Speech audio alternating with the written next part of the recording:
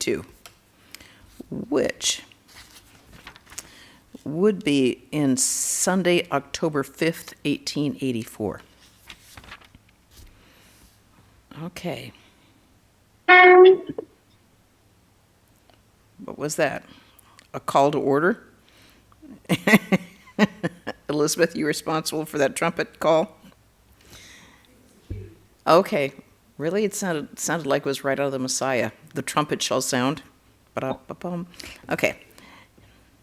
M says, Hazra is a chatterbox. He won't achieve anything unless he becomes silent.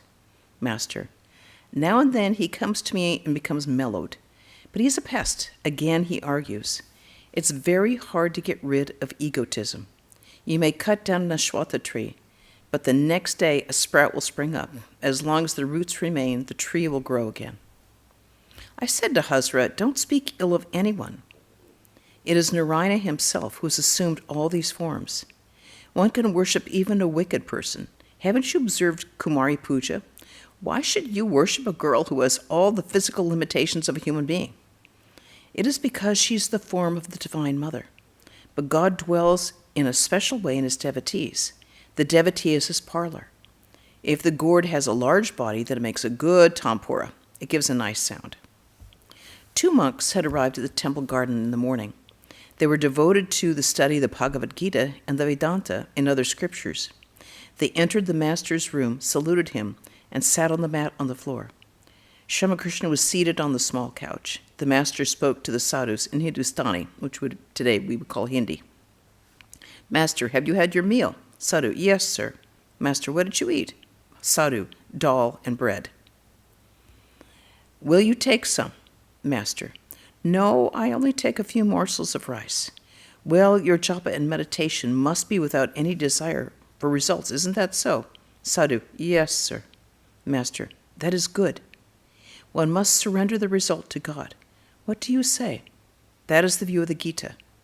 One sadhu said to the other, quoting from the Gita, O Arjuna, whatever action you perform, whatever you eat, whatever you offer in sacrifice, whatever you give in charity, whatever austerities you practice, offer everything to me. Master, if you give God something, you receive it back 1,000 times over. We read this last time, didn't we? Oh, well, it doesn't, yes, it doesn't hurt to hear it again. It must be we're meant to hear this again. Maybe it'll make a bigger impression on us this time, right?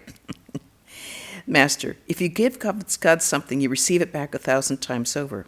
That is why, after doing meritorious deeds, one offers a handful of water to God. It is the symbol of offering the fruit to God. When Yudhishthira was about to offer all his sins to Krishna, Bhima warned him, never do such a thing. Whatever you offer to Krishna will come back 1,000-fold. To one of the sadhus. Well, sir, one should be desireless. One should renounce all desires. Isn't that so? Sadhu, yes, sir. Master, but I have a desire for bhakti. That's not bad. Rather, it is good. Sweets are bad, for they produce acidity, but sugar candy is an exception. Isn't that so? Sadhu, yes, sir. Master, well, sir, what do you think of the Vedanta? Sadhu, it includes all the 6 systems of philosophy. Master, but the essence of Vedanta is Brahman alone is real, and the world illusory. I have no separate existence. I am that Brahman alone. Isn't that so? Sadhu, that is true, sir. Master, but for those who lead a householder's life and those who identify themselves with the body, that's about 99% of us, the attitude I am he is not good. It is very good. It is not good for householders to read Vedanta or the Yoga Vasishta. It is very harmful for them to read these books. Householders should look on God as their master and on themselves as his servants. They should think, oh God, you are the master and the Lord, and I am your servant.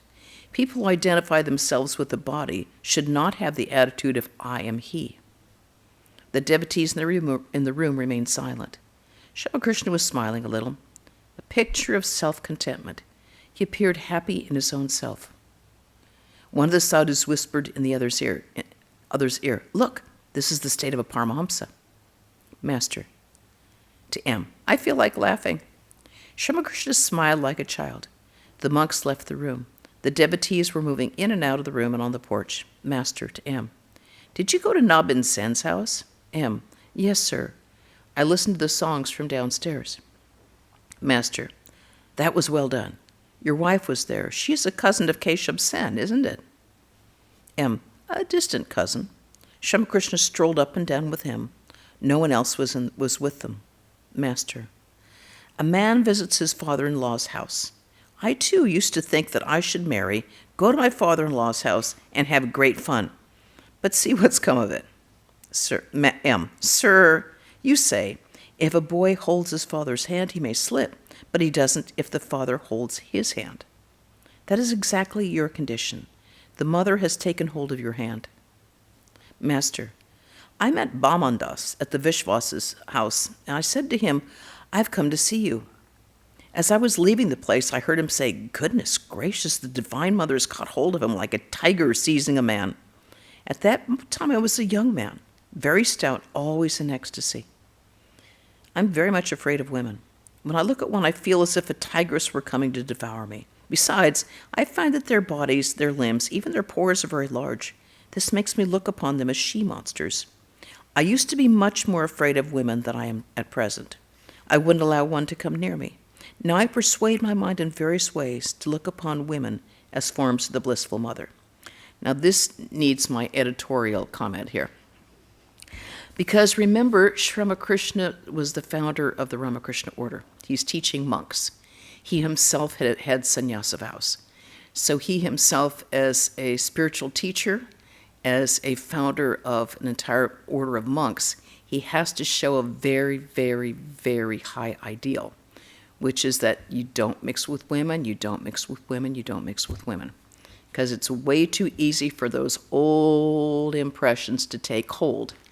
And the nature of a human being is if you see one person who is on a very high state do something that's, maybe that's not quite right, they'll latch onto it and think that they can do it 20 times themselves. That's why he's doing this. He's teaching the future monks. He's teaching them what it is to have complete renunciation. Because his women disciples said he was so loving, so kind, spent so much time to them, listened to them for hours when they go over all their sorrows from home and all their problems, listening to him with great attention and offering very practical solutions. When they said, people say he didn't like women, they say, we just laugh when we hear that because we're not dead yet. So I think it's important to remember that because these women, by and large, were not literate. No one was taking down their comments. The few things that we have are from the reminiscences of Gorima and those very few educated women or had some basic education or people coming to them to get their reminiscences. But the men were tended to be educated or at least literate and the women tended not to be. And that's why we have such sort of a hole in that, a gap in there. Anyway, I had to put in that. Okay.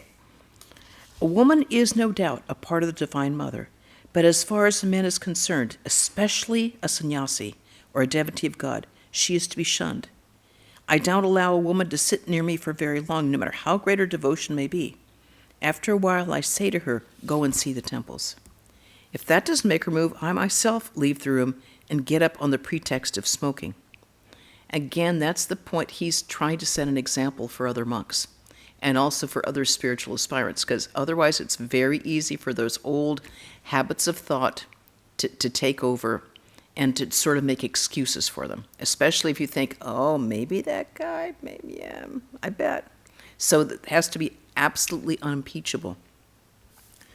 I find that some men are not at all interested in women. Niranjan says, a woman never enters my thought. I asked Hari, that's later who would be Swami Triyananda. He too says that his mind does not dwell on woman. Woman monopolizes 3/4 of the mind, which should be given to God. And then after the birth of a child, almost the whole mind is frittered away on the family. Then what is left to give to God? Again, there are some men who shed their last drop of blood, as it were, to keep their wives out of mischief. There is a gatekeeper, an old man, whose wife was only 14 years old. She had to live with him. They lived in a thatch hut with walls made out of dry leaves. People made holes in the wall to peep in. Now she's left him and run away. I know another man. He doesn't know where to keep his wife. There were some troubles at home, and now he's greatly worried. Let's not talk about these things anymore. If a man lives with a woman, he cannot help coming under her control. Worldly men get up and sit down at the bidding of women. They all speak highly of their wives. Once I wanted to go to a certain place. I asked Ramlal's aunt about it. That's Sarda Devi. She forbade me to go, so I could not. After a while, I said to myself, I'm not a householder. I've renounced lust and greed. If, in spite of that, in my plight, one can well imagine how much worldly people are controlled by their wives. M. One who lives in the midst of lust and greed can't help being stained by it, even if only slightly. You told us about Jai Narayan. He was such a great scholar. When you visited him, he was an old man. You found him warming pillows and blankets in the sun. Master, but he had no vanity of scholarship. Further, what he said about his last days of his life came to pass. He spent them in Benares, following the injunctions of the scriptures. I saw his children. They were wearing high boots and had been educated in English schools. By means of questions and answers, Ramakrishna now explained to M his own exalted state. Master, at first I went stark mad. Why am I less so now? But I get into that state now and then. M, you don't have just one mood. As you said, you experience various moods. Sometimes you're like a child, sometimes like a madman, sometimes like an inert thing, and sometimes like a ghoul. Excuse me. And now and then you're a natural person. Master, yes, like a child. But I also experience the moods of a boy and a young man. When I give instruction, I feel like a young man. Then there is my boyishness. Like a boy 12 or 13 years old, I want to be frivolous. That's why I joke and make merry with the youngsters. What do you think of Naran? M. He has good traits, sir. Master. Yes. The shell of the gourd is good. The tanpura made out of it will give good music. He says to me, you are everything. Everyone speaks of me according to his comprehension. Some say that I'm simply a sadhu, a devotee of God. If I forbid Naran to do something, he understands it very well. The other day I told him to pull up the curtain, but he didn't do it. I had forbidden him to tie a knot, to sew his clothes, to lock a box, to pull up a curtain, and similar things. He understood it all. He who would renounce the world must practice all these disciplines. They are meant for sannyasis. Again, he's teaching future monks. All these things, like tying knots, sewing clothes, locking boxes, all these are enclosing, binding, and the whole idea of a sadhu is being free, total freedom. So even these small things which we find like, what? It's to remind them that they're totally, absolutely free. While practicing sadhana, a man should regard a woman as a raging forest fire or a black cobra. But in the state of perfection, after the realization of God, she appears as the blissful mother. Then you will look at her as the form of the Divine Mother. A few days earlier, Sri Ramakrishna had spoken many words of warning to Narayan about women. He had said, don't let yourself touch the air near a woman's body. Cover yourself with a heavy sheet, lest the air should touch your body. And keep yourself 8 cubits, 2 cubits, or at least 1 cubit away from all women except your mother. Master to M. Naran's mother said to me about him, even we are enchanted by the sight of him, not to speak of you, a mere child. None but the guileless can realize God. How guileless Niranjan is. M. True, sir. Master. Did you notice him that day in the carriage on the way to Calcutta? He is always the same, without guile. A man shows one side of his nature inside of his house and another to the outside world. Since his father's death, Narendra has been worried about his worldly activities. He has a slightly calculating mind. How I wish that other youngsters were like Niranjan and Narendra. Today I went to the village to see Nilkanta's theatrical performance. It was given at Nabin Niyogi's house. The children there are very bad. They have nothing to do but find fault. In such a place, a spiritual feeling is restrained. During a performance the other day, I saw Dr. Madhu shedding tears. I looked at him alone. To M. Can you tell me why people feel so much attracted to this place that means himself? What does it mean? M. It reminds me of an episode in Krishna's life at Vrindavan. Krishna transformed himself into the cowherd boys and calves, whereupon the cows began to feel more strongly attracted to the cowherd boys, the gopis, and the calves. Master. That is the attraction of God. The truth is, the Divine Mother creates the spell, and that is what attracts people. Well, not as many people came here as used to go to Keshav Sen. And how many people respect and honor Keshav? He is known even in England. Queen Victoria spoke with him. It is said in the Gita that God's power is manifest in him who is honored and respected by many. But so many people don't come here. M. It was the householders who went to see Keshav Sen. Master. Yes, that's true, the worldly-minded. M. Will what Keshav has found to remain a long time? Master. Why, he's written a Samhita, a book of rules for the guidance of the members of the Brahmo Samaj. M. But that is quite different with the work done by a divine incarnation himself, Chaitanya's work, for example. Master. Yes, that is true. M. You yourself told us that Chaitanya Deva said, the seeds that I have sown will certainly bear some fruit sometime or other. A man left some seeds on the cornice of a house. Later on, the house fell down, and the trees grew from those seeds. Master. Many people go to the Samaj founded by Shivanath and his friends. Isn't that so? M. Yes, sir. People of that sort. Master, smiling. Yes. The worldly-minded go there, but not many of those who long for God, who are trying to renounce lust and greed. M. It will be fine. If a current flows from this place, everything will be carried away by its force. Nothing that comes out of this place will be monotonous. Master, smiling. I keep people's own ideals intact. I asked a Vaishnava to hold to his Vaishnava attitude and a Shakta to his. Now, a Vaishnava is a worshiper of Vishnu, which could be a devotee of Krishna or of Vishnu himself or of Rama or of Chaitanya. And a Shakta, that's a worshiper of the Divine Mother, to his. But I also say to them, never feel that your own path alone is right, and that the paths of others are wrong and full of errors. Hindus, Muslims, and Christians are going to the same destinations by different paths. A man can realize God by following his own path if his prayer is sincere. Vichai's mother-in-law said to me, why don't you tell Balaram that it is unnecessary to worship God with form, that it will be enough if he prays to the form of Satchidananda? I replied, why should I say such a thing? And why would he listen to me even if I should say it? M. That is true, sir. There are different paths to suit time, place, and the fitness of the candidate. Whatever path a person follows, they will ultimately reach God if they're pure in heart and have sincere longing. That is what you say. Sri Ramakrishna was sitting in his room. Hari, the relative of the Mukherjees, M., and other devotees were on the floor. An unknown person saluted the master and took his seat. The master later remarked that his eyes were not good. They were yellow, like a cat's. Hari prepared to smoke for the Sri Ramakrishna. Master to Hari, let me see the palm of your hand. This mark is a good sign. Relax your hand. He took Hari's hand in his to feel the weight. Master, he is childlike, and yet there is no blemish in him.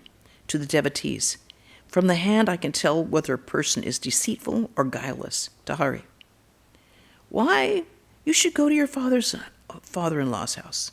You should talk to your wife and have a little fun with her if you like. To M, what do you say? M and the others laugh. It's like he doesn't want to bring this renunciation too harsh on these people. It's like, go have fun with your wife now and then. M, if a new pot becomes bad, no one can keep milking it.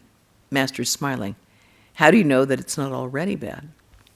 The two Mukherjees, Mahendra and Priyanath, were brothers. They did not work in the office, but instead had their own flour mill.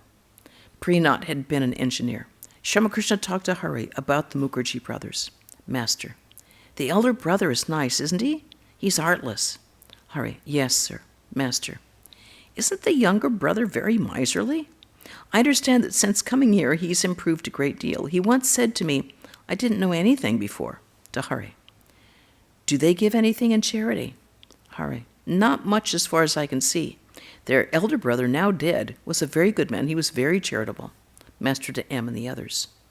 Whether a person will make spiritual progress or not can be known but to a great extent by his physical marks. The hand of a deceitful person is heavy. Snub nose, not a good sign. Shambhu had that kind of nose. Hence he was not quite sincere in spite of all of his wisdom. Pigeon breast is not a good sign either.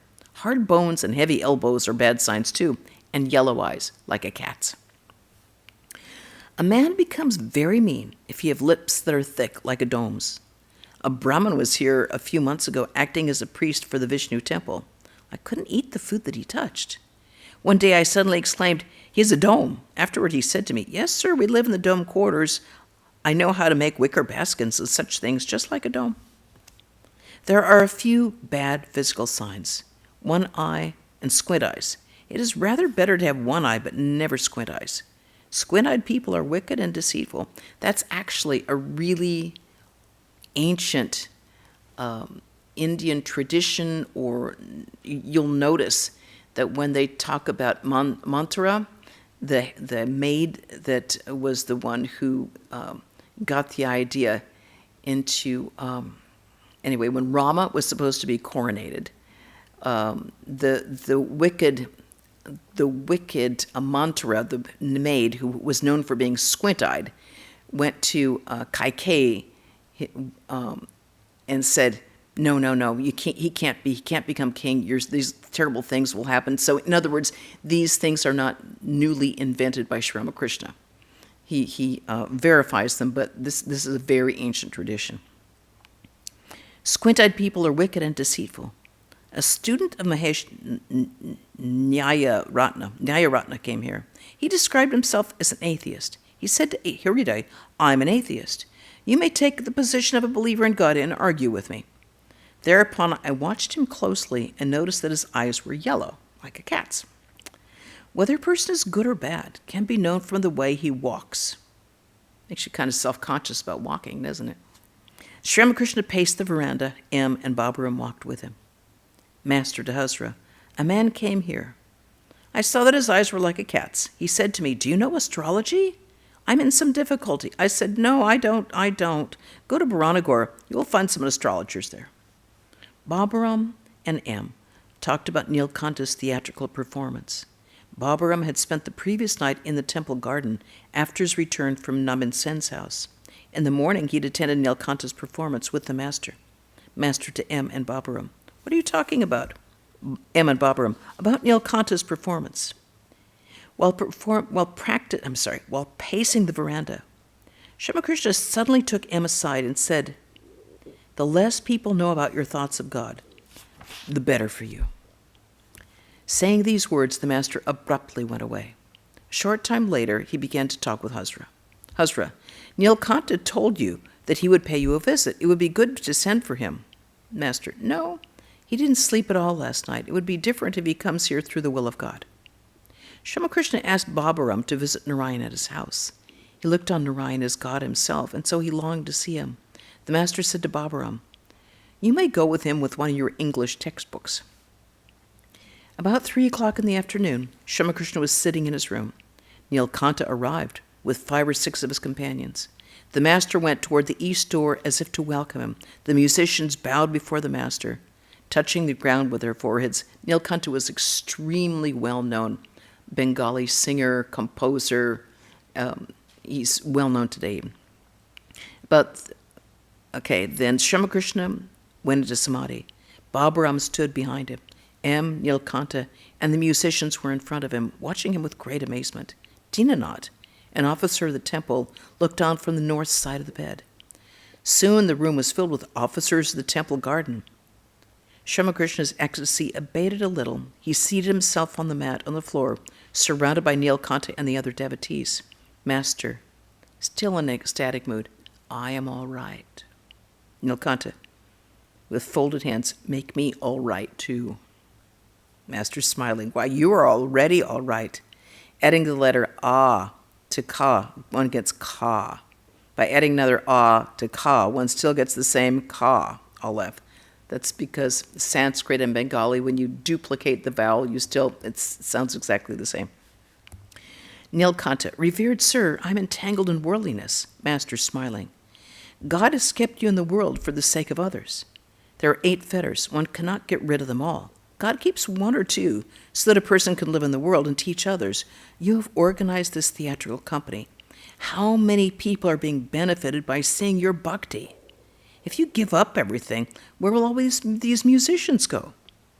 God is now doing all these works through you. When they are finished, you will not return to them. The housewife finishes her household duties, feeds everyone, including the men servants and maid servants, and then goes to take her bath. She doesn't come back then even if people shout for her. Nilkanta, please bless me. Master, Yashoda went mad with grief because she was separated from Krishna. She went to Radhika, who was meditating.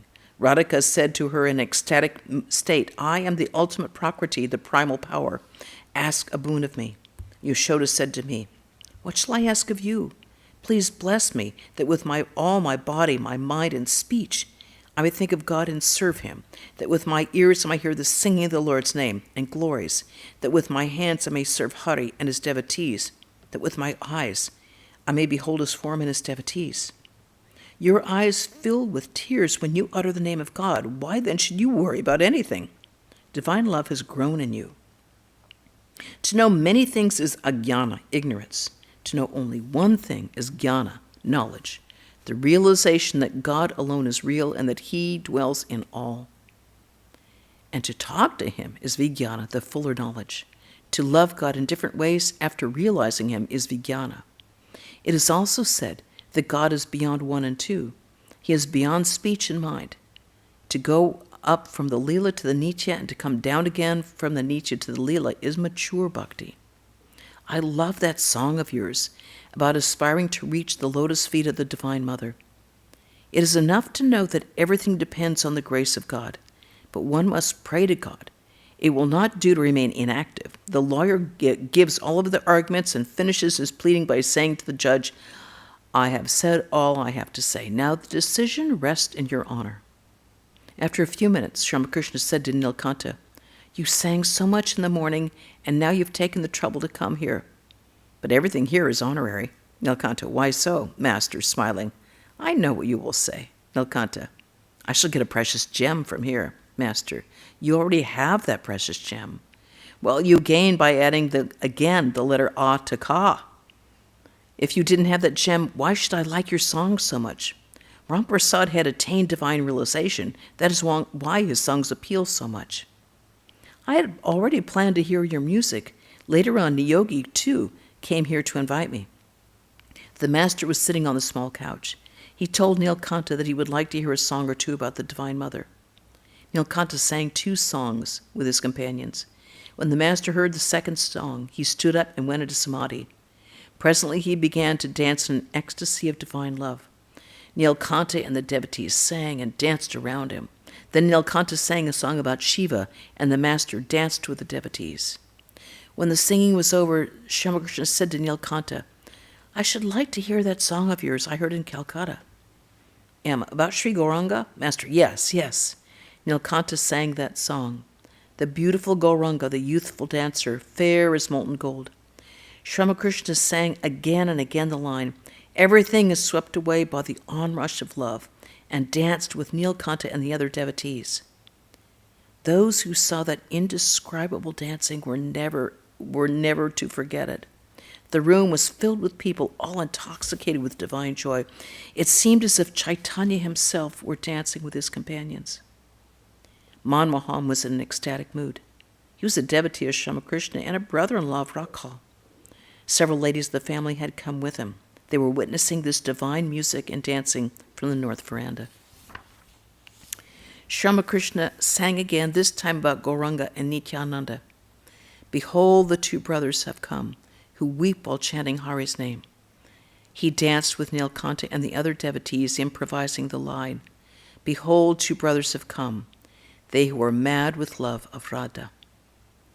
And I think that is where we will stop, even though we've got just a little more. We'll save it for next time. Okay, any questions or comments about this Very interesting reading.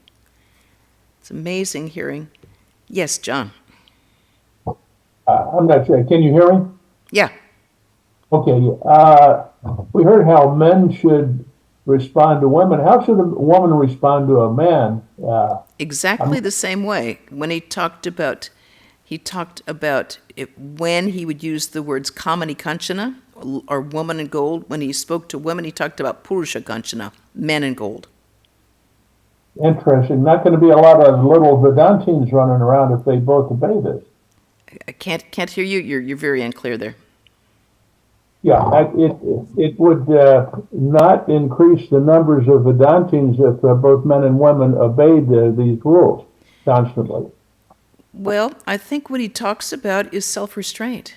He said that husbands and wives live together, have their children, and then live together as brother and sister, rather than just repeating the same old nonsense again and again.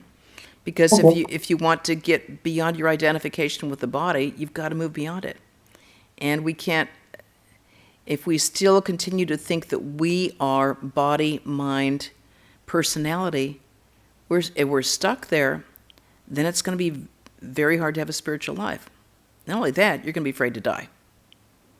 You'll be so identified with it that you won't be able to move on. So the whole point is like you have your worldly life, and then you kind of let that part of your life go. You move on. You move on to something higher. I got it. Now I have to just try not to have yellow eyes. Yes, well, don't have yellow eyes. You can always get contacts. Thank you very much. Any other comments or questions? All right. Well, then tomorrow. Will put your sleep. Okay. Okay. That's Davy Prana talking to somebody. Okay, so tomorrow we will have Swami Vedarupananda speaking on the spirit birds, which sounds really interesting. And this coming Wednesday, we will continue our reading on Swami Ramakrishnananda, Apostle to the South, here at 5 o'clock. And again, next Saturday, we'll have another reading from the Gospel of Sri Ramakrishna. And, okay, if that's it, then we'll conclude with a chant. Om Shanti Shanti Shanti Hari Om Tat Sat Sri Ramakrishna Arpanamastu. Thanks for joining, everybody. See you later. Jai Ma. Jai Ma.